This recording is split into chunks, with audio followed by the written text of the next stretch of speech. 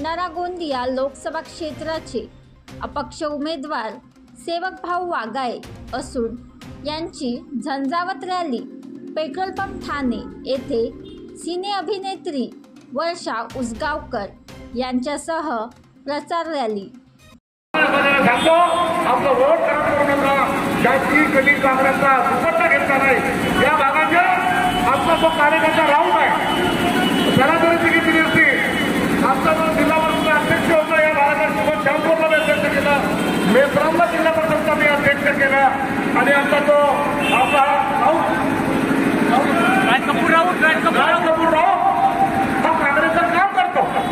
माझा कार्यकर्ता राजकपूर राऊतला जरी जिल्हा आमदारकीची तिकीट दिली असती, खासदारकीची, तरी मी राजकपूर राऊतच्या प्रचाराला आलो असतो। हिरा पट्टाला दिली असती मुसलमानाला तरी प्रचाराला आलो असतो, परंतु त्यांनी काहीच नाही केलं। कधी काँग्रेसचा गेल्याचं नाना पडवलं सायलेंट करतो। तो जर काँग्रेसचा सदस्य असेल तर राजकीय जीवन सोडून देईल।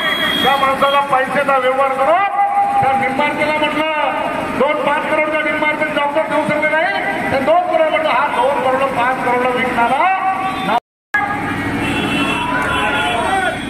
सगळ्यांना माझा नमस्कार। मी खास मुंबईवरनं सेवकभाऊ यांच्या प्रचाराला आलेली आहे। आता मी त्याचं भाषण ऐकत होते आणि मी पहिल्यांदा त्याच्या प्रचाराला येत नाहीये, मी तिसऱ्यांदा येते आणि प्रत्येक वेळेला त्याला विजय मिळालेला आहे आणि या वेळेलाही तो मिळवून द्याल तुम्ही अशी मला खात्री आहे।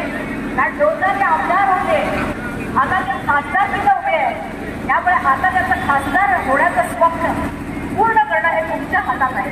कारण ज्या ज्या योजना आहेत तुमच्या गावासाठी तालुक्यासाठी त्या त्यांनी स्वतः बोलून दाखवलेल्या आहेत आणि तुम्ही ते ऐकल्या आता।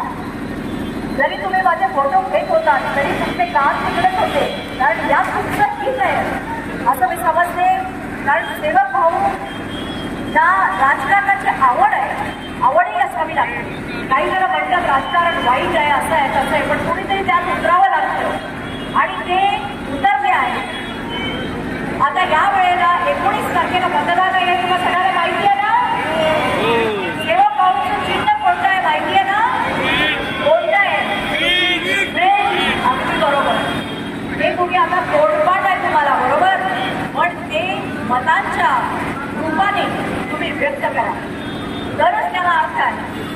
नाही पुस्तक फ्रीज आहे असं म्हणून नाही चालणार। 18 नंबरचं चिन्ह आहे, महिलांना मी संबोधित करते। महिला काय करतात, त्या जर आळशी असतात, घरीच बसून राहतात स्वयंपाकाच्या नावाने, तसं करू नका। त्या दिवशी सगळ्यांना घराबाहेर काढा, म्हणजे जे 18 वर्षांच्या वर तुमचे मेंबर आहेत घरातले त्या सगळ्यांना बाहेर काढा, मतदान केंद्रावर घेऊन जा आणि सेवकभाऊला बहुमताने विजयी करा, बहुमताने।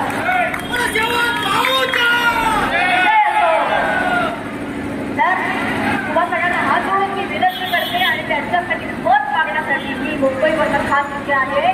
माझ्या या म्हणण्याला, माझ्या विनंतीला तुम्ही मान देणार आणि माझ्याच विनंतीला कशाला। सेवकभाऊचं काम आहे आजपर्यंत, गेली 10 वर्ष ते काम करू शकले नाहीत, पण आता त्यांनी कंबर कसली आहे, त्यामुळे तुम्ही सेवकभाऊंना बहुमताने विजयी करा। मित्रांनो, एवढंच माझं म्हणणं आहे कळकळीचं।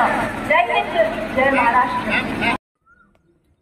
बनवा व्हिडिओ, पाठवा व्हिडिओ, आम्ही तुमच्या न्याय व हक्कासाठी लढा देऊ।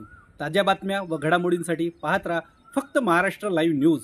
आजच आमच्या चॅनलला सबस्क्राईब करा, शेअर करा, कमेंट करा आणि हो, बेल आयकॉन दबायला विसरू नका। जय महाराष्ट्र।